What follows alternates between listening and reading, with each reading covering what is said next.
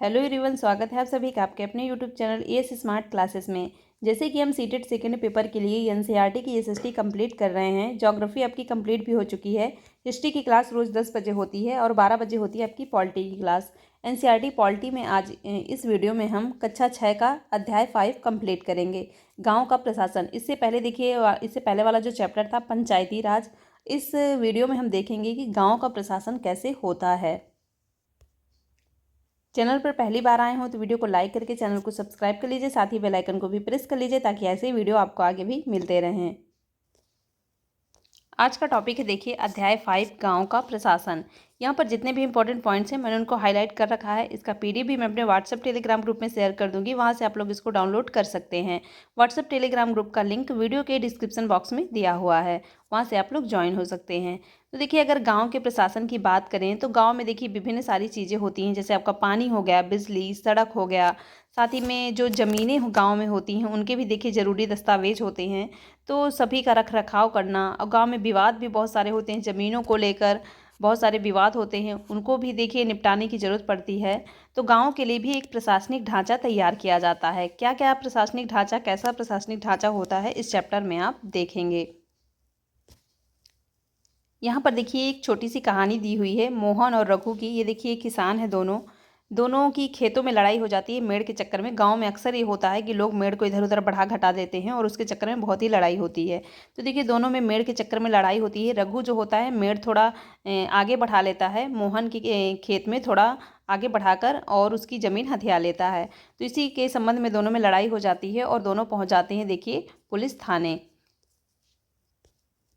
अब देखिए यहाँ पर पुलिस थानों को परिभाषित किया गया है, इसको समझ लीजिए आप।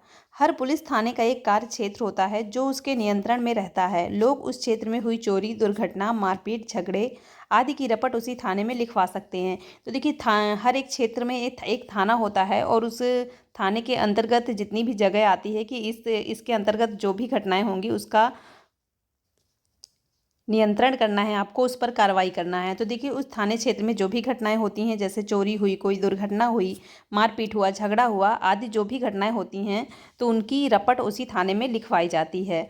यह वहाँ के थानेदार की जिम्मेदारी होती है कि वहाँ से लोगों से घटना के बारे में पूछताछ करे, जाँच पड़ताल करे और अपने क्षेत्र के अंदर के मामले पर कार्रवाई करे। तो देखिए जो भी उसके क्षेत्र के अंदर का मामला होगा, थानेदार की जिम्मेदारी होगी कि वहाँ पर जाकर छानबीन करे कि क्या घटना हुई है, कि किसकी गलती है, कौन सही है, सभी जांच पड़ताल करके उस पर कार्रवाई करे। तो ये थानेदार की जिम्मेदारी होती है। ये देखिए हो जाता है पुलिस थाना। तो ये तो देखिए आपका हो गया पुलिस थाना। पुलिस थाने के देखिए कार्य भी आप यहाँ पर जान गए, जैसे चोरी हो गई, दुर्घटना, मारपीट, झगड़े आदि से संबंधित जो होते हैं तो उसकी रपट थाने में लिखवाई जाती है और इसी से संबंधित कार्रवाई पुलिस थाना करता है। अब नेक्स्ट देखिए एक पॉइंट है यहाँ पर राजस्व विभाग। इसके अंतर्गत क्या होता है कि देखिए जिसके पास ज़मीन का लेखा जोखा होता है, खसरा, खतौनी, भूमि का नक्शा जैसी चीज़ें जिसके पास होती हैं वो आपका राजस्व विभाग के अंतर्गत आ जाता है। तो यहाँ पर देखते हैं राजस्व विभाग में क्या क्या होता है। आपने पढ़ा कि मोहन और रघु के खेत की मेड़ को लेकर जबरदस्त लड़ाई हुई। क्या ऐसा कोई तरीका नहीं था जिससे वह अपना मामला शांतिपूर्वक सुलझा लेते? क्या कोई ऐसे अभिलेख यानी रिकॉर्ड होते जिनसे यह पता चल जाए कि गांव में किसके पास कौन सी ज़मीन है? चलिए पता करते हैं कैसे किया जाता है।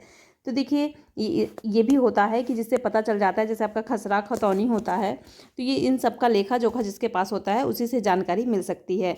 ज़मीन को नापना और उसका रिकॉर्ड रखना पटवारी का मुख्य काम होता है। तो देखिए राजस्व विभाग के अंतर्गत ये आपका पटवारी होता है, कहीं कहीं पर इसको लेखपाल कहते हैं, कहीं कहीं पर पटवारी कहते हैं।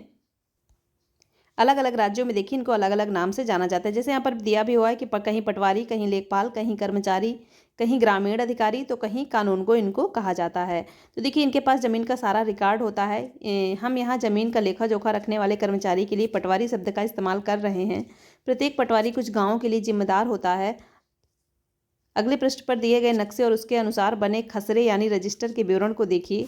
यहाँ पर देखिए अगले प्रश्न में ये देखिए पूरा विवरण यहाँ पर दिया हुआ है। ये देखिए खसरे का विवरण है और ये यहाँ पर देखिए नक्शा दिया हुआ है। तो जो लेखपाल या पटवारी होते हैं, जो भी जहाँ पर होते हैं, कहीं लेखपाल कहीं पटवारी, तो उनके पास देखिए सारा विवरण होता है, कौन सी ज़मीन किसकी है, किसकी नाप कितनी है, खसरा, खतौनी सब उनके पास होता है। सारा डाटा उनके पास होता है राजस्व विभाग से संबंधित। याद रखिएगा, राजस्व विभाग से संबंधित डाटा किसके पास होता है, तो लेखपाल के पास। और खेतों से संबंधित जो भी देखिए ये विवाद होते हैं उनका निपटारा भी वही कर सकते हैं। नेक्स्ट इसी में आगे दिया हुआ है, पटवारी किसानों से भूमि भी इकट्ठा करता है और सरकार को अपने क्षेत्र में उगने वाली फसलों के बारे में जानकारी देता है। यह काम अपने रिकॉर्डों के आधार पर करता है, इसलिए ज़रूरी है कि वह उनको समय समय पर दुरुस्त करता रहे। किसान कई बार फसल बदल देते हैं, कुछ और उगाने लगते हैं। तो यहाँ से देखिए आपको क्लियर हो गया होगा पुलिस थाना के अंतर्गत क्या आता है, साथ ही राजस्व विभाग के अंतर्गत क्या आता है, राजस्व विभाग का लेखा जोखा कौन रखता है। ये देखिए खसरा की फ़ोटो दिखाई गई है यहाँ पर। क्या क्या इसमें डाटा रहता है, देखिए ज़मीन के मालिक का नाम, पिता पति का नाम, साथ ही में देखिए क्या फसल बोई गई है इस साल, प्रति ज़मीन कितनी है, क्या क्या सुविधाएं हैं, सारी चीज़ों का देखिए उल्लेख इसमें रहता है। आगे देखिए इसी में और दिया हुआ है, ये देखिए नक्शा है सभी का। इसमें देखिए नंबर पड़े रहते हैं, कौन सा किसका है, सारा लेखा जोखा लेखपाल के पास रहता है। एक देखिए यहाँ पर ये कुछ पॉइंट्स हैं, इंपॉर्टेंट है, इंपॉर्टेंट नहीं इसमें कुछ खास, लेकिन जान लीजिए। किसानों को अक्सर अपने खेत के नक्शे और रिकॉर्ड की ज़रूरत पड़ती है, इसके लिए उनको कुछ शुल्क देना पड़ता है। तो देखिए जब किसानों को नक्शा और रिकॉर्ड की ज़रूरत पड़ती है, उनको चाहिए होता है, तो उसको लेने के लिए उनको कुछ शुल्क देना पड़ता है। किसानों को इसकी नकल पाने का अधिकार है। हालांकि कई बार उनको ये रिकॉर्ड आसानी से नहीं मिलते हैं, लोगों को इसको हासिल करने में कई मुश्किलों का सामना करना पड़ता है। कई राज्यों में ये सारे रिकॉर्ड कंप्यूटर में डालकर पंचायत के दफ्तर में रख दिए जाते हैं, ताकि वे आसानी से लोगों को उपलब्ध हो सके और नई सूचनाओं के अनुसार नियमित रूप से दुरुस्त होते रहें। तो देखिए किसानों को इसकी ज़रूरत पड़ती ही रहती है। अलग अलग राज्यों का अलग अलग नियम है। कई राज्यों में काफ़ी मेहनत करनी पड़ती है इनको हासिल करने के लिए, नकल हासिल करने के लिए, लेकिन कई राज्यों में कंप्यूटर में सब रहता है और वहीं से वो सब निकाल सकते हैं।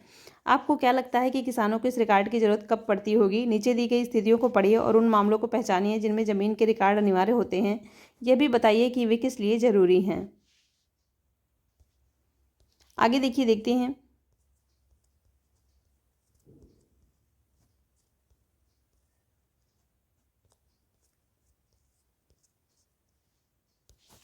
इन सब का हिसाब रखना सरकार के राजस्व विभाग का काम होता है। इस विभाग के वरिष्ठ लोग इस काम का निरीक्षण करते हैं। भारत के सभी राज्य जिलों में बटे हुए हैं। जमीन से जुड़े मामलों की व्यवस्था के लिए इन जिलों को और भी छोटे खंडों में बांट दिया जाता है। जिले के उपखंडों को कई नामों से जाना जाता है, जैसे तहसील, तालुका इत्यादि। तो देखिए भारत में जितने भी राज्य हैं सभी में बहुत सारे जिले होते हैं और इन्हीं जिले को देखिए फिर से उपखंडों में बांट दिया जाता है। जैसे आपका तहसील हो गया, कहीं कहीं तालुका हो गया, तो ऐसे इनको बांट दिया जाता है। ऊपर सबसे ऊपर जिलाधिकारी होता है और उसके नीचे तहसीलदार होते हैं। उन्हें विभिन्न मामलों को निपटाना होता है। वे पटवारी के काम का निरीक्षण करते हैं। ये सुनिश्चित करते हैं कि रिकॉर्ड सही ढंग से रखे जाएं और राजस्व इकट्ठा होता रहे। वे यह भी देखते हैं कि किसानों को अपने रिकॉर्ड की नकल आसानी से मिल जाए। तो देखिए पटवारी का जो काम होता है उनकी निगरानी कौन करते हैं, तो देखिए तहसीलदार जो होते हैं वो पटवारी के काम की निगरानी करते हैं।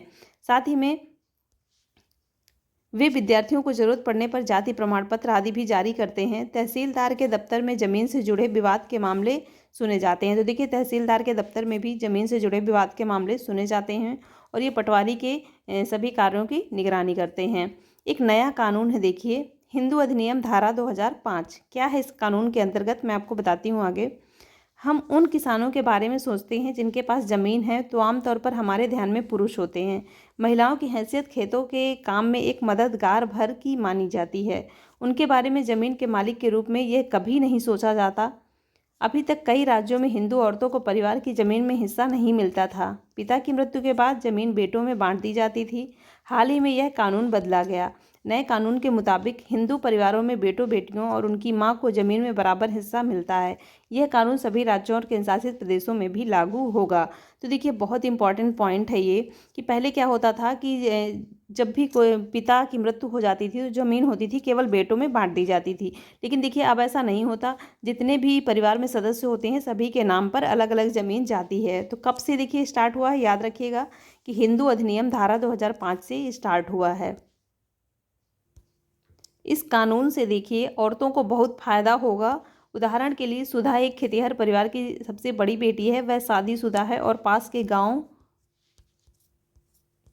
में रहती है। अपने पिता की मृत्यु के बाद सुधा अक्सर खेतों के काम में मां का हाथ बटाने आती है। उसकी मां ने पटवारी से कहा कि जमीन अब बेटे के साथ साथ उसकी और दोनों बेटियों के नाम भी रिकॉर्ड में आ जाएं। सुधा की मां बड़े आत्मविश्वास के साथ छोटे बेटे और बेटी की मदद से खेती का काम संभालती है। सुधा भी इसी निश्चिंतता में जी रही है कि जरूरत पड़ने पर वह अपने हिस्से की ज़मीन से काम चला सकती है। तो देखिए अब ये नियम चल गया है, बहुत ही अच्छा है, क्योंकि लड़कियों को भी ज़रूरत होती है। पहले क्या होता था कि केवल पुरुषों को ही ज़मीन का मालिक माना जाता था। तो यहाँ से देखिए आपके चैप्टर कंप्लीट होता है।